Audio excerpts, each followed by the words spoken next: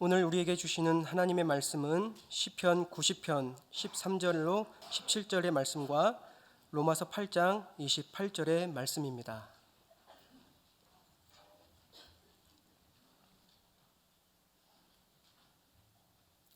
이제 말씀을 봉독합니다. 말씀을 봉독할 때 하나님의 음성을 친히 듣는 시간이 되시길 바랍니다. 여호와여 돌아오소서. 언제까지니이까? 주의 종들을 불쌍히 여기소서.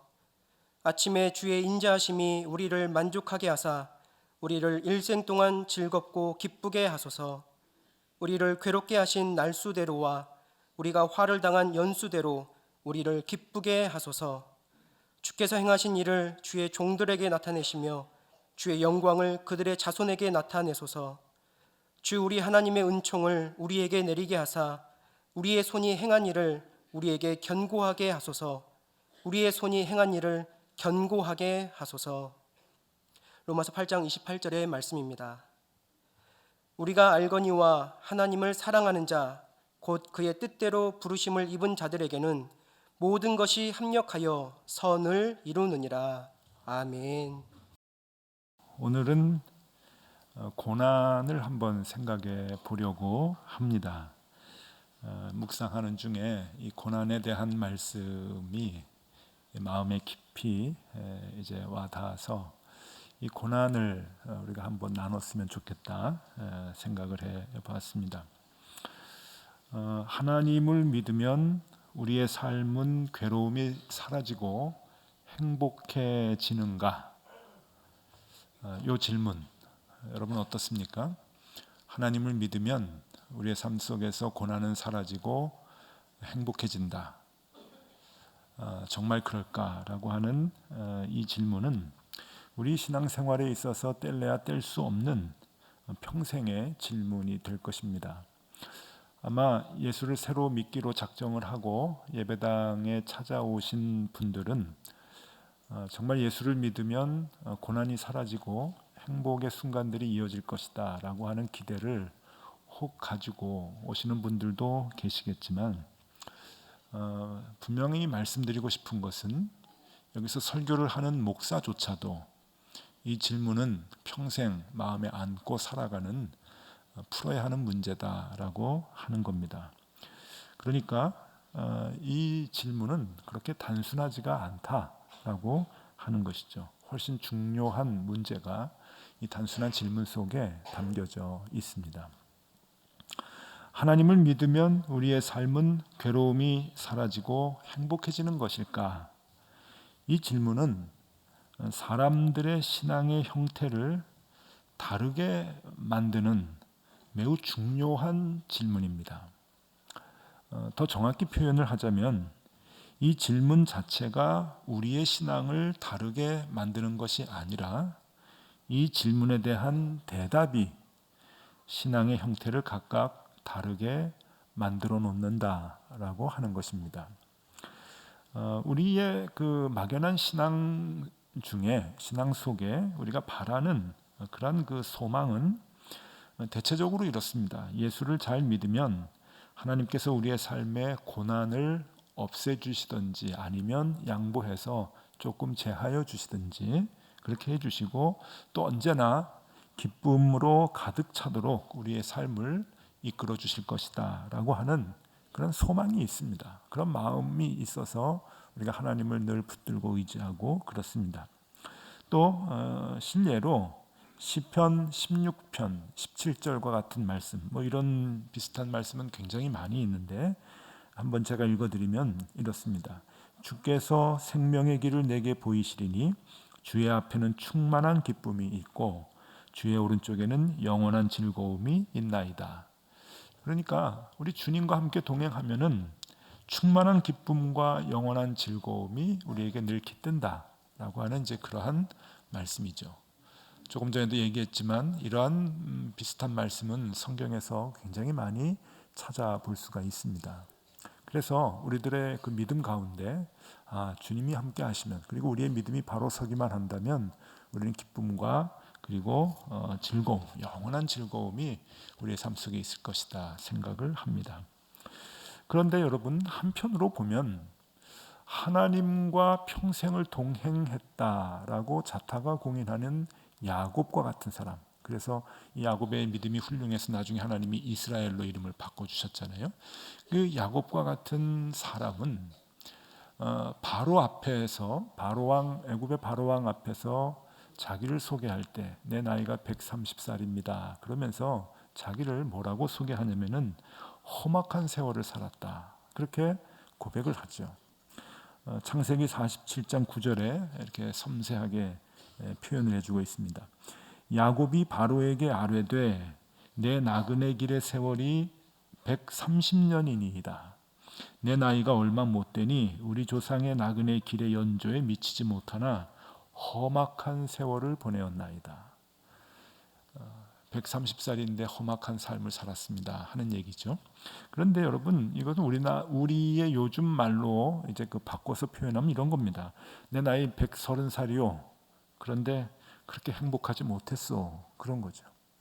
나 행복하게 살지 못했습니다. 하나님과 분명히 동행을 했는데, 그리고 매 순간순간 하나님의 도우심이 있었는데 그럼에도 불구하고 행복하지 못했어. 이제 그런 이야기이죠.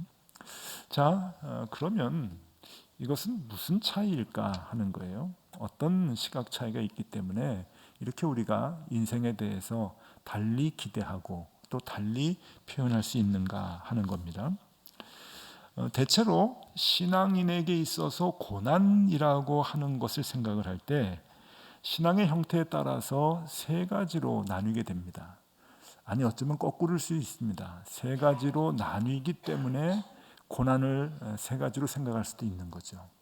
어쨌든 이 신앙과 고난이라고 하는 것에 대한 이 관계를 신앙인들 가운데서 크게 이것을 세 가지로 이제 나누어서 생각을 하게 되는데, 제가 지금부터 하나씩 이제 소개를 해드릴 텐데 여러분들의 신앙은 어디에 속하는지 한번 생각하면서 들어보시면 좋을 것 같습니다.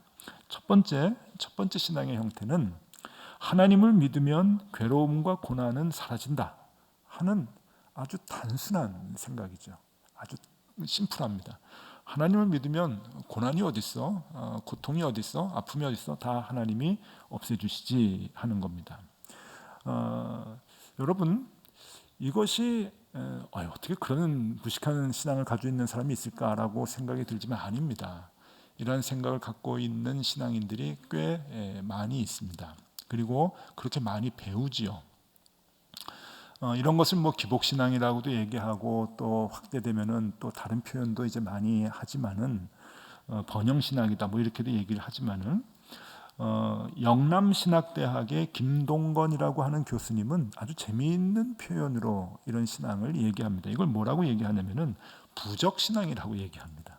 마음에 확 와닿습니다. 그래서 제가 이제 재미있는 표현이라 했는데, 그렇죠? 부적신앙. 부적이 뭡니까? 부적을 마음에 이렇게 그 옷에 또 베개 밑에 이렇게 감추면은 모든 악재가 다 이렇게 없어지는 거죠. 물리쳐지는 거고, 이제 그렇듯이 우리의 신앙이 부적과 같은 역할을 한다는 거예요. 근데 이런 마음을 갖는 신앙인들이 의외로 많이 있습니다. 우리는 안 그래요. 그럴지 몰라도요. 여러분 혹시요. 여러분들이 밤에 자다가 좀 뒤숭숭한 꿈을 꾸시면은 성경책 찾아다가 베개 밑에 좀 넣고 주무시고 그런 경험 없으십니까? 이게 다 비슷한 그 선상에 이제 있는데, 이 교수님이 김동건 교수님이 왜 부적 신앙이다라고 얘기를 했는가 하면은 그건 부적과 같이 이렇게 가지고 있으면 악지가 다 물러난다 그런 의미가 아닙니다. 그냥 단순히 그런 것 때문에 얘기하는 것이 아니라 중요한 것을 하나 지적을 하는 거죠. 대체적으로 이 신앙은 여러분 중요한 개념이 신앙이라고 하는 것은 살아계신 하나님과의 관계라고 하는 거예요.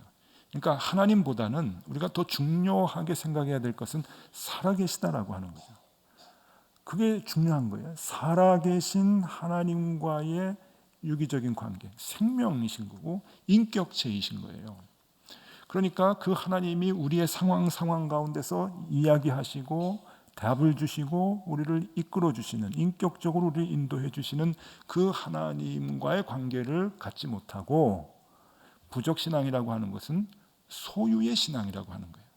신앙을 소유하는 것으로 만족해하는, 그러니까 하나님과의 인격적인 관계를 유지하는 것이 아니라 신앙 자체를 소유물로 생각하고 내가 갖고 있어서 문제를 해결하려고 하는 것이 첫 번째 형태라고 하는 거예요. 그러니까 이게 그렇게 그 남을 욕하고 뭐 이렇게 웃을 얘기가 아닙니다. 우리 가운데서도 그런 게 있는 거예요.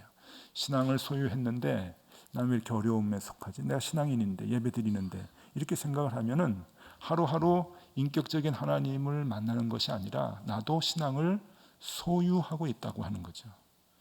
그러면 여러분 우리도 조금은 차이가 있지만 부족 신앙에 속하게 된다는 거예요. 이게 이제 첫 번째고요. 두 번째는 이 두 번째는 꽤 많은 분들이 이 두 번째 속해 있으리라 이제 생각이 드는데 이 두 번째는 그래요. 괴로움이 있었어요. 그리고 내가 받은 고난이 있었어요. 그리고 앞으로도 고난도 있을 수 있고 괴로움도 있을 수 있지만 하나님이 그 고난과 괴로움보다 더 큰 기쁨과 더 큰 즐거움을 우리에게 주셔서 그 아팠던 것과 괴로웠던 것들을 다 잊어버리게 해주신다 라고 하는 생각입니다. 일본과는 좀 많이 다르죠. 어떠십니까? 이런 신앙을 갖고 계신 분들 많이 있습니다. 그리고 이런 분들은 성경적 근거를 많이 대죠. 요셉이 그랬다. 여러분 요셉이 유복한 생활을 하다가 애굽으로 팔려가서 고생을 죽도록 하죠. 또 종살이하고요. 모함을 받아서 감옥에 갇히기도 하고 그리고 거기에서 죽을 고비들 넘기고 그럼 몇 년 동안 하냐면은 13년 동안 합니다. 성경에 보면 애굽에 팔려간 게 17살이고 총리가 된 것이 30살, 30살이니까 13년 동안 죽을 고생을 하게 되는데 이 13년 동안 고생을 했지만 그 뒤에 더 긴 세월을 하나님께서 복 주셔서 애굽의 총리의 자리에 앉히셨다라고 하는 거예요. 그래서 그 이전의 괴로움들, 그 이전의 고난들을 다 물리치셨다, 잊어버리게 해주셨다 하는 거죠. 그래서 에브라임과 므낫세라고 이제 아들을 낳고서는 다 예전의 고난을 잊어버리게 했다. 그렇게 이름을 붙이지 않습니까? 그래서 하나님은 우리에게 그런 분이다.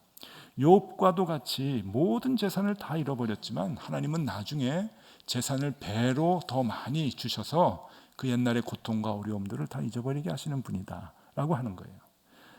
시간적으로도 그렇고 물리적으로도 그렇고 더 많은 축복을 주셔서 예전의 고난과 고통 힘들었지만 그것을 잊어버리게 하는 그러한 믿음의 길을 하나님께서 우리에게 우리를 그 길로 인도해 주신다라고 하는 것이죠. 어떠세요, 여러분? 우리 가운데서도 조금 성숙한 신앙 내가 갖고 있지라고 하면은 그러한 생각을 하시는 분들이 적지 않이 많이 계실 것입니다. 이것이 이제 두 번째고요. 세 번째는 예수를 믿어도 하나님을 믿어도 괴로움과 고난은 똑같이 우리에게 온다. 그리고 옛날에도 있었고 또 앞으로도 괴로움과 고난이 오는데 이 괴로움과 고난이 그 자체가 기쁨으로 받아들여진다 하는 거예요. 그 괴로움과 고난 그것이 우리에게 기쁨의 요소로 그것 때문에 행복하게 되어지는 그러한 의미로 우리에게 다가온다라고 하는 것이죠. 조금 좀 불편하죠. 그죠? 요거는 좀 받아들이고 싶은데도 조금 불편해요. 근데 여러분, 이 세 가지 중에 성경에서 얘기하고 있는 신앙과 고난의 관계는 조금 불편한 세 번째입니다. 세 번째. 그래서 우리가 여기에 대한 그 관계를 정확하게 정립을 하는 것이 필요하죠. 이것을 세 번째, 그런 관계가 세 번째다라고 하는 것을 정확히 얘기해 주는 말씀이 오늘 시편 90편의 말씀이에요. 90편 15절에 이렇게 노래합니다. 우리를 괴롭게 하신 날수대로와 우리가 화를 당한 연수대로 우리를 기쁘게 하소서. 그러니까 이 고백은 우리가 괴로운 날들이 있었고 또 1년, 2년 그 대나무 마디 같이 이게 마디로 정해가지고 한 해, 두 해 그렇게 이거 괴로웠냐 기뻤냐 그렇게 따지면은 그 괴로웠던 해가 고난의 화를 당했던 해가 있지만은 그러나 하나님께서 우리를 축복해 주셔서 나중에 그 기간보다 훨씬 더 긴 세월을 기쁨과 행복으로 우리를 인도해 주셔서 예전에 화를 당하고 괴로움을 당했던 그 고난들을 다 잊어버리게 해 주신다라고 하는 것이 아니라 그게 아니라 이 말씀 자체를 보면 괴롭게 하신 날수대로와 화를 당한 연수대로 그만큼의 기쁨이 우리에게 있게 된다라고 하는 것을 말씀해 주는 거죠. 아이고, 이게 뭐 예수 믿어도 뭐 다 똑같네? 그렇게 생각하실지 모르겠는데 아닙니다, 여러분. 제가 질문을 하나 드릴게요. 고난이라고 하는 것은 비신앙인에게도 그리고 신앙인에게도 똑같이 오는가? 예, 우리는 벌써 이런 고민은 이미 뛰어넘죠. 이런 질문에 대한 답은 쉽게 나옵니다. 예, 우리는 예라고 답을 할 수 있습니다. 고난은 하나님을 믿지 않는 사람에게도 또 하나님을 믿는 사람에게도 똑같이 옵니다. 그게 답이죠. 그러면 그 다음 질문이 중요한데, 그러면 신앙인과 비신앙인에게 이 고난이라고 하는 것이 구분이 없이 온다고 한다면 신앙인과 비신앙인의 차이는 어디에 있는가 하는 거예요. 우리는 답을 알고 있어요. 예수를 믿어도 고난 똑같이 와요. 그게 우리가 알고 있는 신앙의 정답이에요. 그러면 차이가 뭐가 있습니까? 예수 믿는 차이가 뭐가 있어요? 왜 예수를 믿어요? 거기까지 답을 우리가 가지고 있어야 된다는 것이죠. 여러분, 비신앙인들이 고난을 받을 때의 반응은 어떻게 되는가 하면은 자연인으로서 반응을 합니다. 그걸 아셔야 돼요. 그러니까 예수를 모르는 사람들, 하나님을 모르는 사람들이 고난을 받을 때는 각각 우리 개인들이 다 자연인이기 때문에 그 자연인의 성품에 따라서 반응을 합니다. 성질과 기질과 성품이 다 다르거든요. 그래서 고난이 한 개인에게 찾아오면은 그 성품에 따라서 기질에 따라서 서로 다른 반응을 갖게 되는 거죠. 어떤 사람들은 그 고난을 의연하게 대처하는 사람도 있고 또 어떤 사람들은 전화위복의 기회로 삼는 사람도 분명히 있습니다. 세상에도. 또 어떤 사람들은 불평하고 좌절하고 실망하는 그런 사람들이 있어요. 그것은 자연인이기 때문에 개인의 성품과 기질에 따라서 다릅니다. 그러면 신앙인은 어떻게 되느냐 하는 거죠.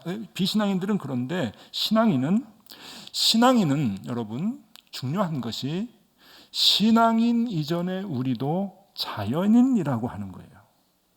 그걸 인정하셔야 됩니다. 우리가 하나님을 믿는 신앙인이지만 그 이전에 우리도 자연인이에요. 그냥 사람이에요. 그렇기 때문에 우리에게도 고난이 오면은 우리도 놀라고 분노하고 고통스러워하고 좌절하는 것은 마찬가지입니다. 그래서 교회 안에서도 힘든 가정, 힘든 어려움 당하는 가정들 보면은 신앙에 이렇게 힘들어하고 고통받고 좌절하는 경우들이 있어요. 저 사람 믿음 가는데 왜 저래? 그러지 못해요. 왜냐하면 우리도 다 신앙인 이전의 자연인이기 때문에 어려움 가운데서 고난을 느끼면서 마음 아파합니다. 그런데 그럼에도 불구하고 비신앙인과 우리와의 중요한 차이점이 하나 있다고 한다면 우리는 좌절하고 힘들어하고 분노하고 놀랬지만 그러나 그 뒤에 그 고난의 상황 가운데서 신앙이라는 눈으로 그것을 볼 수 있는 마음이 생기게 된다는 거예요. 이게 중요합니다. 그 고난을 신앙인의 눈으로 본다고 하는 것은 달리 표현하면은 그것은 그 고난의 상황 속에서 하나님의 뜻을 발견하려고 하는 노력인 거예요. 그게 신앙의 눈이죠. 이 고난이 있어, 이 어려움이 있어. 그러나 여기에 하나님의 음성이 있을 것이야. 분명히 하나님의 의도가 있을 것이야 라고 그 마음을 갖고 들여다보는 것을 신앙의 눈이라고 말합니다. 잠언 14장 32절에 그것을 이렇게 표현합니다. 악인은 그의 환난에 엎드려져도 의인은 그의 죽음에도 소망이 있느니라. 참 우리에게 힘이 되는 말씀이에요. 세상 사람들은 자기 기질대로 반응하다가 너무 힘들면 다 자빠지지만 의인은 즉 믿음의 사람은 죽음 가운데서도 소망을 찾아낼 수 있는 거예요. 그게 믿음의 눈이라고 하는 거죠. 그래서 로마서 5장 3절 4절에서 바울은 이렇게 고백을 합니다. 다만 이뿐 아니라 우리가 환난 중에도 즐거워하나니 이는 환난은 인내를, 인내는 연단은 소망을 이루는 줄 알미로다. 그렇죠? 괴로운 날도 있고 화를 당하는 해도 있습니다. 또 그것은 우리의 일생 동안 계속 찾아올 것이고 죽는 그날까지 동행할 것입니다. 그런데 여러분, 우리는 신앙인입니다. 분명히 알아야 될 것은 그런 고난과 고통을 다 덮고 잊을 만한 더 큰 기쁨을 주신다? 아닙니다. 그게 우리의 신앙이 되어서는 안 됩니다. 하나님께서 우리에게 주시고자 하는 신앙은 고난과 아픔 그 자체가, 그것을 통해서 삶의 기쁨과 소망의 자양분이 된다고 하는 것이죠. 그것 때문에 그것이 있었기 때문에 더 큰 행복을 누릴 수 있게 된다고 하는 것이에요. 그것을 어디에서 볼 수가 있냐면은 시편 90편 17절에서 찾아볼 수가 있습니다. 17절 말씀을 보면은 주 우리 하나님의 은총을 우리에게 내리게 하사 우리의 손이 행한 일을 우리에게 견고하게 하소서. 우리의 손이 행한 일을 견고하게 하소서. 히브리 언어에서 2번 반복한다고 하는 것은 매우 중요한 강조점이죠. 우리의 손이 행한 일을 견고하게 하소서. 이게 무슨 뜻인가 하면은요, 여러분, 이 시편 90편이 다윗의 시가 아닙니다. 대체적으로 시편이 이제 다윗이 많이 썼는데 이 90편만큼은 조금 특별해서 모세가 썼습니다. 모세가 하나님께 찬송하면서 쓴 시예요. 시편 90편 맨 앞에 그 소제목이 나옵니다. 그러면 모세의 시점으로 한번 돌아가 보시고 모세의 시대로 한번 가보겠습니다. 모세가 지금 하나님 앞에서 우리의 손, 그러니까 이스라엘 백성의 손을 얘기하는 거예요. 지도자가 우리의 손이라고 하는 것은 백성의 손이죠. 이스라엘 백성의 손이 행한 일이라고 했을 때 그게 뭘까? 어디서 뭘 했던 손일까? 그건 답이 분명하죠. 뭡니까? 광야에서. 이스라엘 백성들이 40년 동안 헤맸던 광야에서 이스라엘 백성들이 뭔가를 했던 손이라고 하는 거예요. 뭘 했습니까? 그것도 답이 정확하죠. 하나님을 거역했죠. 하나님을 거역한 손이에요. 금송아지를 만들었고 애굽의 신을 섬겼고 애굽에 돌아가자고 아우성을 쳤던 손이고 하나님이 세우신 지도자인 모세를 원망했던 그 손들이 이스라엘 백성들 40년 동안 했던 손의 행적이었어요. 그런데 지금 모세가 하나님 앞에 고백하기를 우리의 손이 행한 일을 견고하게 해주소서. 견고하게 해주소서. 잘못된 것들, 하나님을 거역했던 것들, 죄악의 것들 다 잊어버리고 버리고 싶은데 아닙니다. 하나님 그것을 통해서 우리가 더 견고해지게 해주십시오. 우리의 잊고 싶었던 잘못들, 추한 과거의 모습들, 그리고 고난과 고통들, 이게 없어지면 좋겠지만 하나님 그걸 없애지 마시고 그것 자체가 우리의 삶 속에서 견고한 벽돌이 되어서 그 위에 우리가 인생의 집을 더 세워나갈 수 있도록 해주십시오 하는 그러한 고백이지요. 그래서 여러분, 이 이스라엘 백성들이 가나안 땅에 가서 하나님 주신 땅에서 삶을 살아갈 수가 있게 되는 것이죠. 그것이 모세의 고백입니다. 생각해 보면은요, 참 하나님은 정확하신 것 같아요.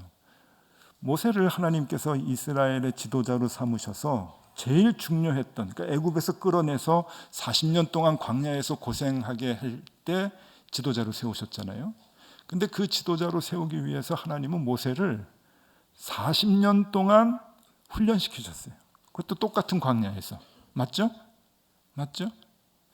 제가 예전에 굉장히 조그맸을 때 그 흑백 텔레비 그때 나왔었죠. 그때 이제 봤던 무슨 프로인지는 잘 모르겠어요. 웃으면 보기 와요인지 뭔지는 잘 모르겠는데 프로그램 그 코미디 프로 보면서 아직도 기억에 남는 게 있는데 이제 옛날 그 무대는 옛날이었어요. 이렇게 이제 그 뭡니까 한복 입고 패랭이 쓰고 이제 두 사람이 가는데 뚱뚱한 이제 이제 코미디언이 분장을 하고 가는데 배경이 장터였어요. 장터에서 많이 먹기 대회를 하더라고요. 두부 10모를 먹기. 그러니까 두부 한 모가 무지하게 컸어요. 이 한 모가 컸는데 10모를 한꺼번에 먹으면 이제 우승을 하는 거예요. 그랬더니 이 뚱뚱한 이 사람이 조금 좀 모질라요, 생각이. 그러면서 하는 얘기가 저거 충분히 먹을 수 있겠다는 거예요. 그러고서는 먹어보고 하겠대요. 먹어보고. 그래서 다 먹어본데 10개가 들어가는 거예요. 그러니까 하겠다. 그리고 이제 도전을 해요. 그게 이제 코미디였는데 그거 참 재밌게 봤어요. 먹어보고 된다. 그러고서 이제 하는데, 근데 여러분 금방 하니까 안 되지만 먹어본 사람은 나중에 하면 됩니다. 자신감이 있죠. 모세가 그런 거 아니에요? 40년 동안 똑같은 환경에서 살아봤어요. 그러니까 40년 동안 이스라엘 백성을 이끌 수가 있었던 거죠.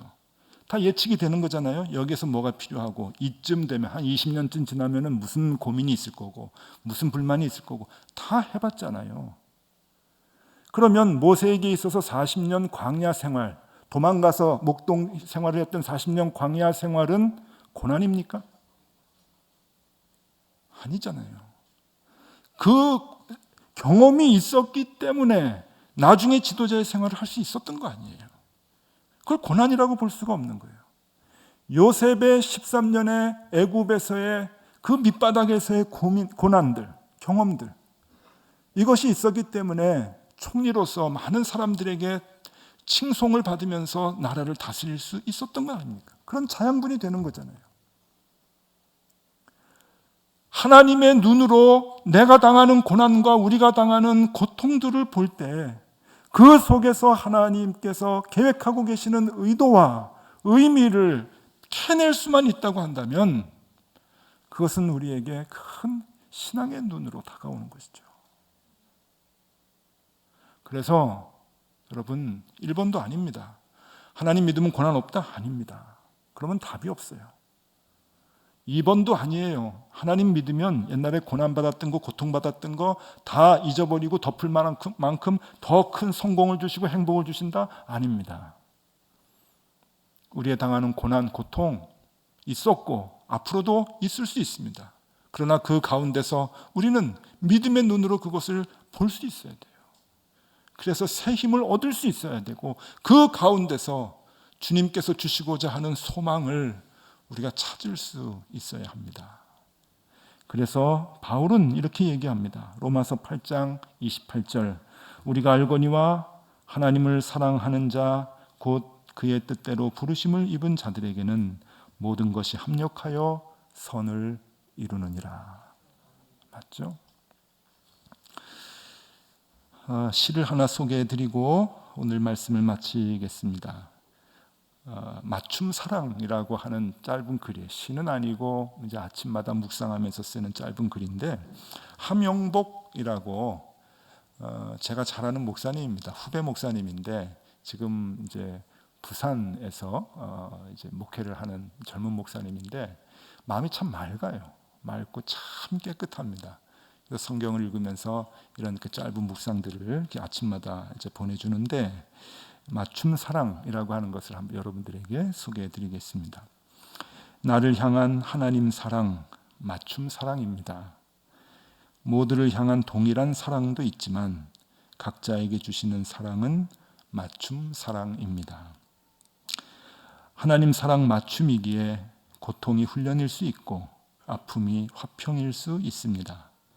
요셉을 요셉되게 하시려 애굽으로 보내셨고 모세를 모세되게 하시려고 광야로 보내셨습니다. 나의 가는 길 폭풍의 언덕이어도 행복할 수 있음은 나의 가는 길 골고다 십자가이어도 기뻐할 수 있음은 하나님의 맞춤임을 믿기 때문입니다. 이렇게 간단한 글입니다. 여러분 혹 힘들고 어려운 일이 있으십니까? 아닙니다. 하나님의 의도가 있는 행복의 조건입니다. 그것을 보실 수 있으면 좋겠습니다. 그리고 소망을 갖고 그 어려움들 가운데서 다시 기쁨을 얻고 일어나실 수 있으면 좋겠습니다. 하나님께서 늘 우리와 함께해 주실 것입니다. 기도하겠습니다. 인생의 항해에 순풍일 때도 풍랑일 때도 있습니다. 순풍 때는 순풍이어서 감사하고 풍랑일 때는 세찬 바람에 배가 빨리 가게 되니 그것도 감사합니다. 인생의 항해의 모든 순간에 우리를 붙잡아 주시고 이끌어 주시니 감사합니다. 순풍이든 풍랑이든 언제나 믿음의 눈으로 우리 주님을 바라보게 하여 주시옵소서. 예수 그리스도의 이름으로 기도드립니다. 아멘.